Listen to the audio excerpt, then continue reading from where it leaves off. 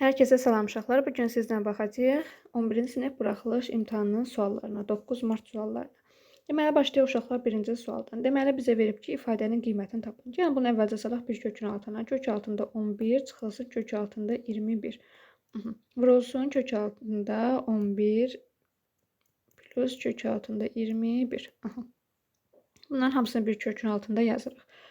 Deməli, bu müxtəsər mad düsturlarına əsasən A minus B, A plus B əsasını yaza bilərik ki, bərabərdir kök altında 11-in kvadratı çıxılsın kök altında 21-in kvadratına. Bu da bərabər olacaq nəyə uşaqlar? 121 çıxılsın 21 kökün altında. Bu isə bərabərdir kök altında 100. 100-dən nə çıxır uşaqlar? 10. Deməli, cavab olacaq C bəndi. Keçək indi ikinci sualımıza, növbəti suala. Deməli, 62-də uşaqlar verib loqaritma 2 əsasından 14-ün kvadratı çıxılsın 10-un kvadratı. Birbaşa bərabərliyi qoyuram, yazıram uşaqlar. Loqaritma 2 əsasından. Müxtəsər mad düsturuna əsasən uşaqlar yenə yazırıq. 14 çıxılsın 10, 14 plus 10. 14 plus 10. Bölünsün 24. Uşaqlar 14-ün üstünə 10 gələndə 24 elədiyi üçün bunlar birbaşa ixtisar gedəcək. Nə qalır? Deməli, qalır loqaritma 2 əsasından 14-dən də 10 çıxanda 4 olduğu üçün 4. Bu da bərabərdir. 4 nəyin kvadratıdır uşaqlar? 2-nin. Loqaritma 2 əsasından 2-nin kvadratı. Bu 2 gələcək qarşıya. Bərabər olur. 2 loqaritma 2 əsasından 2. Bu da bərabərdir 2-yə. Cavab oldu B bəndi. Sonra keçək sual 63-də. Deyir, 2 perpendikulyar müstəvinin birindən 2 sm, digərindən isə 4 sm məsafədə yerləşən nöqtədən bu müstəvilərin kəsişmə xəttinə qədər olan məsafəni tapın. İndi baxaq uşaqlar, maraqlı sualdır, asan sualdır. Bir dənə perpendikulyar çəkirəm. Müstəvini çəkməyə ehtiyac yoxdur, belə də başa düşülür. Bir dənə nöqtə qeyd elədim, istənilən bir nöqtəni. Buradan bura məsafəni 2 qəbul edirəm uşaqlar. Buradan bura məsafəni 4. Bu perpendikulyardır, burada perpendikulyardır, eyni zamanda buralarda. İndi uşaqlar, bura 4 olduğu üçün qarşı tərəfdə olur 4. Bura 2 olduğu üçün burada olacaq 4. Aldıq bir dənə düzbucaqlı. Buradan bizə nə istəyir? Bu nöqtədən kəsişməyə qədər olan məsafəni. Düzbucaqlının yəni nəyini? Diaqonalını istəyir. Bura 2-dir, bura 4-dür. Burada bizim düzbucaqlı üstbucaqdakı uşaqlar hipotenuzumuzdur. Ona görə buranı x qəbul eləsəm, x bərabərdir 4-ün kvadratı plus 2-nin kvadratı. Bu da nə eləyir uşaqlar? 20. X də bərabərdir 2 kök altında 5, yəni A bəndi. Sonra keçək növbətiyə. 64 ifadənin vuruqlara ayırın. Baxaq, 25 çıxılsın 5A. Uşaqlar çox asan sualdır, su içimidir. Yəni 5-i çıxartıq mötərizə xaricilənə qalar 5 minus A. B bəndi. Sonra keçdik növbəti suala. Deyir, bərabərsizliyin ən böyük və ən kiçik tam həllərin cəmini tapın. Yəni, bunu yazın, bu şəkildə yaxşı görünmür. 5.3 kiçikdir x, kiçikdir 6. Burada bərabərliyə oxşamır. Yəqin ki, bərabərlik yoxdur. Burada uşaqlar ən böyük qiymət və ən kiçik. Ən kiçik qiymət nədir? X mənfi 5,4-dən kiçikdir. Yəni, burada nə yerləşəcək? Mənfi 5. Sonra və 6-dan -5.3-dən x böyük olduğu üçün olacaq -5 və 6-dan isə uşaqlar kiçik olduğu üçün aldığı ən böyük qiymət olur 5. Bizdən bunların hasilini istəyir. -5 vurulsun 5 bərabərdir -25. Cavab oldu Y bəndi. Sonra uşaqlar keçək növbətiyə. Diaqonalların sayı 9 olan qabarıq çoxbucaqlının tərəfinin sayını tapın. Uşaqlar, düsturumuz necədir yadımıza salaq? N vurulsun n-3 bölünsün 2 bərabərdir 9. N vurulsun n-3 bərabərdir 18. Bunu uşaqlar kvadrata yüksəlb, yəni n kvadratı çıxılsın 3n çıxılsın 18 kimi də yazmaq olar. Və ya birbaşa da bilirik ki, n bərabərdir. Burada 6 qoyanda bərabərlik alınır. Diskriminantla uzun-uzadı yazmağa ehtiyac yoxdur. Deməli, n oldu 6. Bizdən də nə istəyir? Tərəfin sayını. Bu da oldu 6-ya D bəndi oxşur, oldu D bəndi. Sonra gəldik növbəti sualımıza. Bu sual heç oxunmur.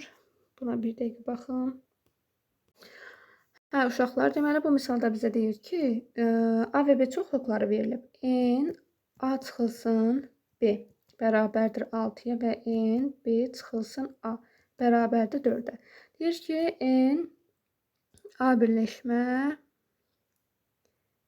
birləşmə B-nin ən kiçik qiymətini tapın. Gəlin baxaq indi uşaqlar. Deməli, 2-dən çoxluq çəkirəm. Burada A-dan B-ni çıxanda bu A çoxluğu olsun, bu B çoxluğu olsun. A-dan B çoxluğunu çıxdım. Baxın, qalır bizdə bu hissə. Buranın sayı nədir? 6-dır. Burada 6 dənə element var. B-dən A-nı çıxanda uşaqlar, onda da qalır bizdə bu hissə. Burada da var 4 dənə element. İndi deyir ki, A ilə B-nin birləşməsinə ən az nə qədər ola bilər? Deməli, uşaqlar, burada deməli, birləşməsində olacaq ən az element. Cavablar da burada görünmür. Birləşməsində ola bilər ən az 10 element. Çünki buranı boş götürsək, kəsişməsində heç bir element olmasa, ən az olacaq N A birləşmə B bərabərdir 10 element. Aha. Bir dənə burada variantlara baxım, görüm. Hə, uşaqlar, burada cavabı görə bilmədim. Ona C bəndə oxşuyur, yəqin ki, o olar. Sonra keçək növbətiyə. Deyir ki, burada iki kürənin həcmindən birinin həcmi digərindən 27 dəfə böyükdür. Birinci kürənin səthinin sahəsi ümumi kürənin səthinin sahəsindən neçə dəfə böyükdür? Deməli, uşaqlar, burada 2 dənə kürə veribsə, kürələrin həcmlərinin nisbəti olacaq 27 bölünsün 1. Səthin sahəsi deyəndə uşaqlar, onlar kök altında. Elə bil ki, həcmləri olanda kubla götürürük, səthlərin sahəsi olanda kvadratla götürürük və ya radiuslu, hündürlüklü belə şeylərin sahəsi olanda isə uşaqlar, deməli, köksüz, kvadratsız götürürük. Yəni, özünü sadəcə olaraq götürürük. Burada da bunları biz kvadrat altına salmalıyıq. Gəlin, əvvəlcə bunu 3-cü dərəcədən kubun altına, 3-cü dərəcədən kökün altına salaq. Sonra nə alıb baxaq cavabımıza. Olacaq 3 bölünsün 1 nisbəti. Daha sonra bunu kvadrata yüksəldik. Çünki sahə istəyəndə kvadrat olmalıdır. Olacaq 9 bölünsün 1. Yəni, burada 9 dəfə böyük olacaq cavab oldu D bəndi. Sonra keçək növbətidir. A-nın hansı qiymətində sinus x bərabərdir A çıxılsın 1 bölünsün 2 ifadəsinin həlli var. Aha, gəlin baxaq uşaqlar. Burada bilirik ki, sinus x hansı aralıqda qiymət alır? -1, 1 aralığında qiymət alır. Ona əsasən yazırıq. A çıxılsın 1 bölünsün 2 -1 ilə yerləşir 1-in arasında. Hər tərəfi vururam uşaqları 2-yə, məxrəcdən azad edirəm. Nə olur? -2 kiçik bərabərdir A minus 1, kiçik bərabərdir 1. Hər tərəfə 1 əlavə edirəm uşaqlar. -1 kiçik bərabərdir A, kiçik bərabərdir 2. Deməli, hansı aralıqda qiymət aldı? -1, 2. Buradan cavab D bəndinə oxşuyur. İnşallah budur. Digərləri aydın görünmür. Sonra uşaqlar, keçək növbətiyə. Növbətidə bizə bir dəqiqə buna da baxın. X ştrix bərabərdir x plus 4. Y ştrix bərabərdir y, buna da baxın. Bərabərdir y plus 1. Bizdən istəyir uşaqlar A nöqtəsi -3, 2. Hansı nöqtəyə keçər? A -3, 2 nöqtəsidir. Hansı nöqtəyə keçər?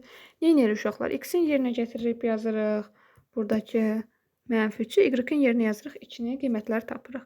Bərabərdir. Nə olur? -3 plus 4 bərabərdir 1 və 2 plus 1 bərabərdir 3. Deməli, hansı nöqtəyə keçdi uşaqlar? 1, 3 nöqtəsinə.